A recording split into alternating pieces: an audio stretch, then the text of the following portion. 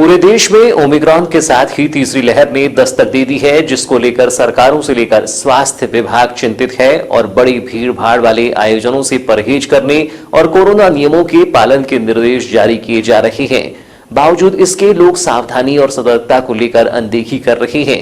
इसी अनदेखी ने दूसरी लहर की भयावहता को अंजाम दिया था, जिसके बाद कोरोना की दूसरी लहर ने जो तांडव मचाकर इंसानी जिंदगी को खत्म किया, यह किसी से छिपा नहीं है। अब भी लोगों को ओमिक्रॉन और तीसरी लहर को लेकर सावधानी और सतर्कता बरतने की आवश्यकता है, अन्यथा लापरवाही कहीं फिर भारी न पड़ जाए। देश में 2 दिसंबर को पहली ओमिक्रॉन की दस्तक के बाद दिसंबर के अंत तक ओमिक्रॉन की दहशत देश के कई राज्यों में सुनाई देने लगी है, जिसने प्रदेश में भी दस्तक दे दी है। प्रदेश के बड़े महानगरों के साथ ही पड़ोसी राज्यों में ओमिक्रॉन और कोरोना के मद्देनजर शासन ने नाइट कर्फ्यू लागू कर दिया है। बावजूद इसके भीड़ भाड़ वाले आयोजन और आंदोलन प्रदर्शन में कोरोना नियमों की अनदेखी की जा रही है, जिसको लेकर सतर्कता और सावधानी बरतने की जरूरत है। चूंकि बालाघाट में भी कोरोना की तीसरी लहर ने दस्तक दे दी है। हालांकि स्वास्थ्य विभाग इससे इनकार करता है, लेकिन नए आ रहे कोरोना पॉजिटिव मरीजों से इससे इनकार भी नहीं किया जा सकता। हालांकि यह राहत की बात है कि बालाघाट जिले में अब तक ओमिक्रॉन का कोई मरीज नहीं मिला है, लेकिन सोमवार को विदेश से आए एक व्यक्ति की कोरोना पॉजिटिव रिपोर्ट ने चिंता पैदा कर दी है।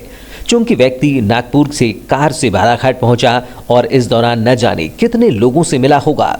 हालांकि प्रारंभिक तौर पर स्वास्थ्य विभाग को उसके रिश्तेदार और वाहन चालक सहित अन्य 6 लोगों के उसके कीनिया से आने के बाद संपर्क में आने की जानकारी मिली है, जिसके बाद स्वास्थ्य विभाग उनकी आज सैंपल लेगा।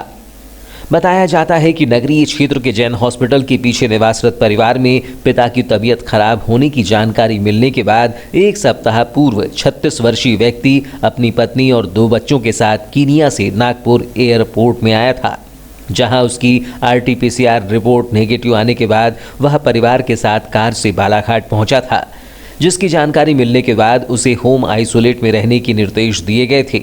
लेकिन सूत्रों का कहना है कि इस दौरान न केवल उससे मिलने रिश्तेदार और अन्य परिचित पहुंचे, वह भी बाहर निकला था, जिसकी 7 दिनों बाद बालाघाट स्वास्थ्य विभाग द्वारा की गई RT-PCR रिपोर्ट पॉजिटिव आई है, जिसके बाद स्वास्थ्य विभाग सख्ते में आ गया है।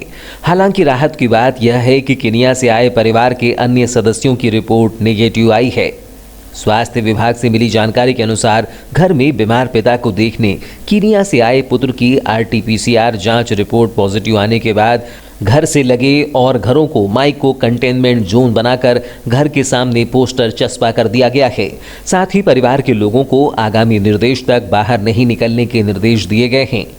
अब तक स्वास्थ्य विभाग को मिली जानकारी के अनुसार पॉजिटिव आए व्यक्ति के संपर्क में 6 लोगों के आने की जानकारी मिली है। इसके अलावा घर में काम करने आने वाली बाई सहित अन्य लोगों के बारे में भी पता किया जा रहा है।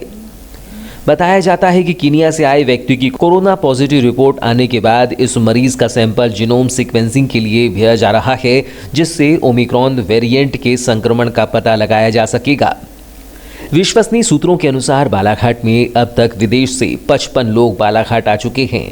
सोमवार को जिस व्यक्ति की कोरोना रिपोर्ट पॉजिटिव आई है, वह भी कीनिया से पिता की तबीयत खराब होने की जानकारी के बाद मिलने आया है, जिसकी रिपोर्ट पॉजिटिव आने से स्वास्थ्य विभाग की चिंता बढ़ गई है।